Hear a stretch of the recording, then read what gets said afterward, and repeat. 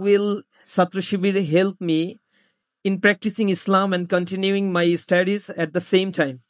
ইসলামী ছাত্র শিবিরের যারা সমর্থক হয় অথবা কর্মী হয়, আমাদের একটা রুটিন মেনটেন করতে হয় এবং এই রুটিন মেনটেন করার মধ্য দিয়ে একজন মানুষকে আমরা প্রতিনিয়ত সার্ভেইলেন্সের আওতায় নিয়ে আসি। যেমন আপনি সমর্থক হওয়ার পরে আপনাকে একটা রিপোর্ট ফর্ম আমরা ধরিয়ে দেই, সেখানে 8-10টা কলাম রয়েছে, এগুলো নিয়মিত পূরণ করতে হয়।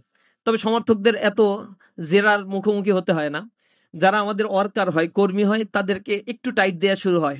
নামাজ কেউ কাজা করলে, কোরআন ঠিক মতো না পড়লে, সহি কোরআন না তেলাওয়াত করতে পারলে, এই বিষয়গুলো নিয়ে তাকে মাসিক একটা বৈঠকে জবাব নেওয়া হয় এবং তাকে সংশোধনের জন্য পরামর্শ দেওয়া হয়, সহযোগিতা করা হয়।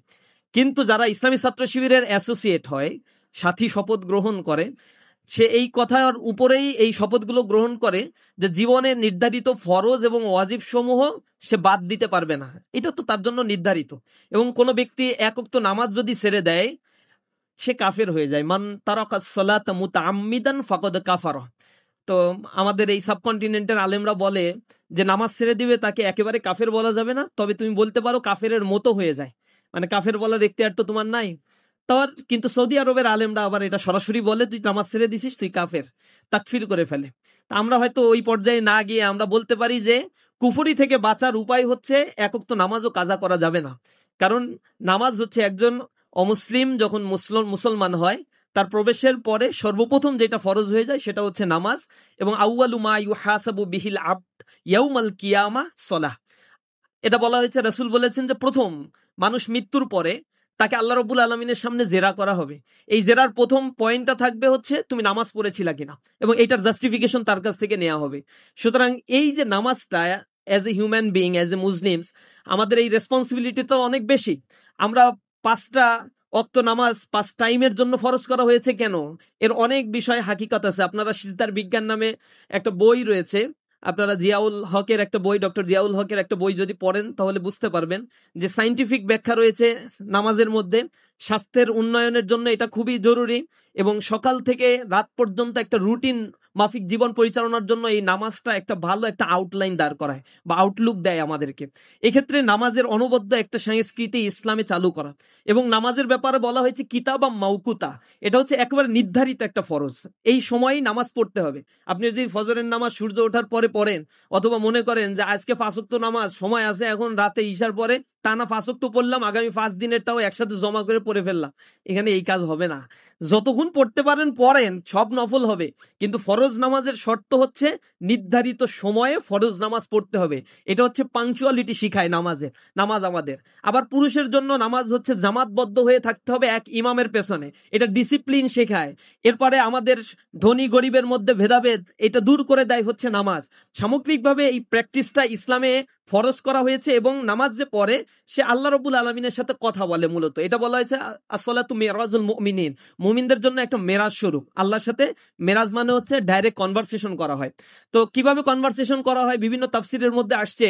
যখন আপনি দাঁড়িয়ে সূরা ফাতিহা পড়তে থাকেন, তখন আপনি যখন বলেন আলহামদু, সূরা ফাতিহার শুরুর শব্দটা, তখন আল্লাহ রাব্বুল আলামিন জিজ্ঞাসা করে লিমানিল হামদু ইয়া আবদি, তুমি কার প্রশংসা করছো এ বান্দা? তখন বান্দা বলে যে লিল্লাহ, আলহামদু লিল্লাহ, আমি প্রশংসা করছি আল্লাহর। আল্লাহ আবার বলে তুমি যার প্রশংসা করছো সে আল্লাহর কোনো পরিচয় আছে? হ্যাঁ। তখন বান্দা বলে হ্যাঁ আমি জানি তার পরিচয়, তিনি হচ্ছেন রব্বুল আলামিন, সমগ্র বিশ্বজাহানের প্রতিপালক। তখন আল্লাহ রব্বুল আলামিন আবার জিজ্ঞাসা করে তোমার যে প্রতিপালক হিসেবে যাকে তুমি মানছো তার কোনো কোয়ালিটি আছে, গুণাবলী আছে, সে কিছু করার ক্ষমতা রাখে?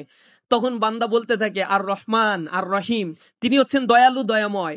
রহমান শব্দটা আরবি গ্রামার সম্বন্ধে যাদের ধারণা রয়েছে, মাদ্রাসা ব্যাকগ্রাউন্ড থেকে পড়েছেন, এর একটা ডেরিভেটিভ আছে। আরবি শব্দের অনেক ডেরিভেটিভ আছে, তার মধ্যে রুট যেগুলো এগুলোকে মাদ্দা বলা হয়। এই রহমান রহিমের মাদ্দা হচ্ছে র হামিম, রেহেম থেকে আসছে।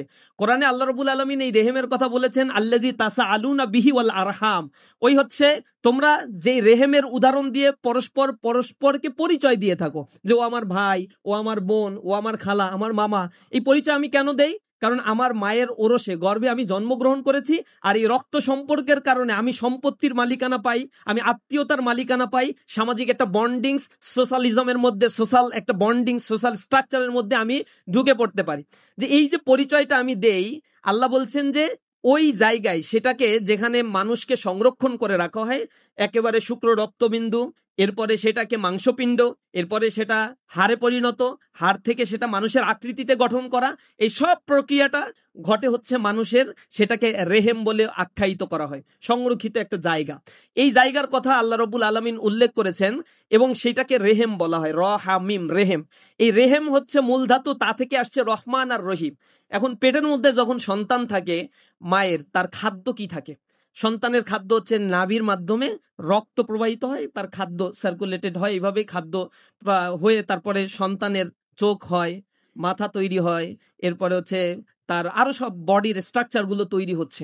তো ওইখানে আসলে এই জন্য মা আবেদন করে কিনা আল্লাহ রাব্বুল আলামিনের কাছে যে আমার সন্তানের 2টা চোখ দিও, নাক দিও, একটা নাকের 2টা ছিদ্র দিও আল্লাহ, দয়া করে কান একটা 2টা দিও, একটা দিও, মানে একটা রেখে তাকে বাদ দিও না। এরকম আবেদন করার দরকার হয় না, কিডনি 2টা দিয়ে দেয় এজন্য আবেদন করতে হয় না, এমনি এমনি এই গঠনটা হয়। তাহলে এই গঠনটা আসলে কে করে? এত সুনিপুণ ভাবে গঠন, অথচ একটা কিডনি রিপ্লেস করতে, চোখের একটা রেটিনা নষ্ট হয়ে গেলে এরপরে এর জন্য কত কোটি কোটি টাকা খরচ করে ফেলতে হয়, এরপরেও পূর্বের অবস্থায় ফেরত আসা যায় না। তা আল্লাহ রাব্বুল আলামিন একেবারেই আল্লাযী খলাকাকা ফাসাওয়াকা ফাআদালাক, যিনি মানুষকে সৃষ্টি করেছেন, সুষমামণ্ডিত করেছেন, ফাআদালাক, তার প্রতি আল্লাহ রাব্বুল আলামিন ন্যায় বিচার করেছেন।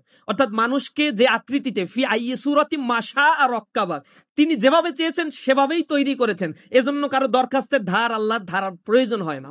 এখন ওই মায়ের গর্ভাশয়ের মধ্যে, গর্ভের মধ্যে যখন সন্তান লালন পালন হয়, এটার জন্য মায়ের কৃতিত্ব আর কতটুকু রয়েছে? সে তো রাতের বেলায় যখন ঘুমায়, আপনারা ঘুমাতে গেলে একটা দোয়া পড়েন না? দোয়াটা কি? আল্লাহুম্মা বিইসমিকা আমুতু ওয়া আহইয়া, আল্লাহ তোমার নামে আমি মৃত্যুবরণ করতে যাচ্ছি, আমাকে তুমি আবার বাঁচিয়ে দিও। আমুতু মরতে যাচ্ছি, আহিয়া মানে বাঁচায় দিও।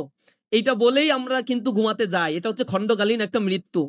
এই যে মৃত্যুবরণ করতে যাই, তখন মায়ের গর্ভের মধ্যে যে সন্তান থাকে, মা উপর হয়ে শুয়ে থাকলে তো সন্তান মরে যাওয়ার কথা, ঠাসা লেগে মরে যাওয়ার কথা, কিন্তু এরকম তো কোনো সন্তান মারা যায় না।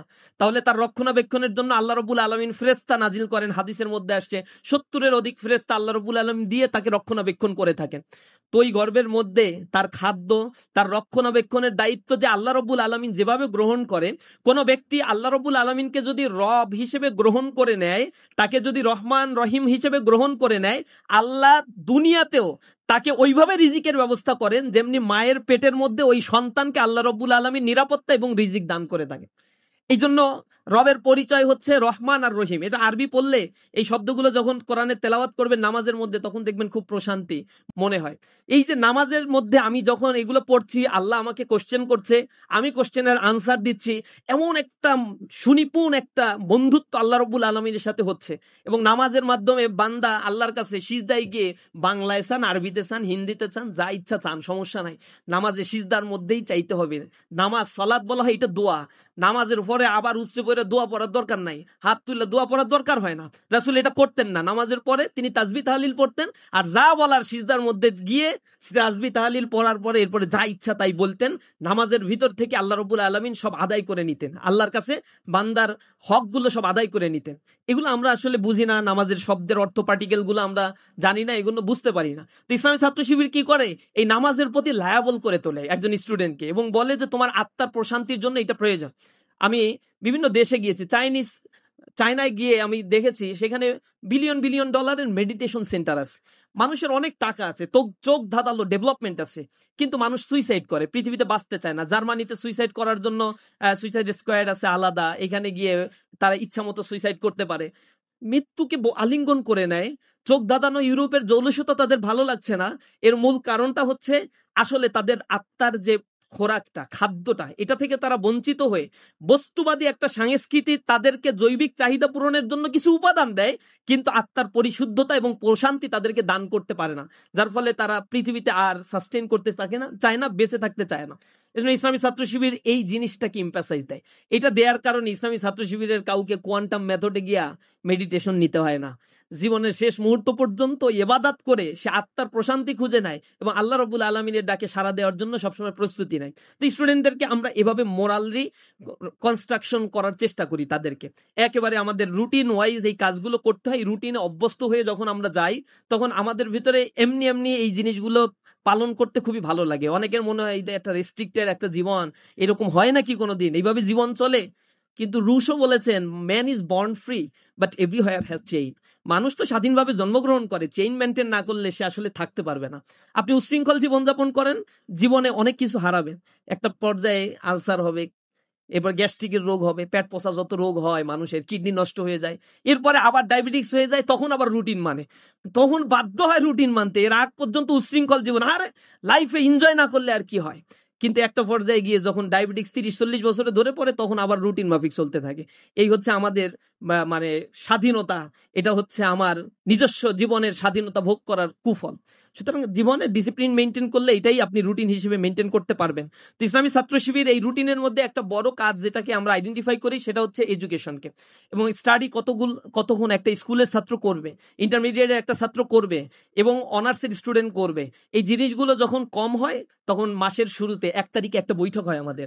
ওই বৈঠকে সবাই মিলে ধরে যে লেখাপড়া করো নাই, রেজাল্ট খারাপ হয়েছে, দায়িত্বশীলরা বলে রেজাল্ট ইমপ্রুভ করতে হবে।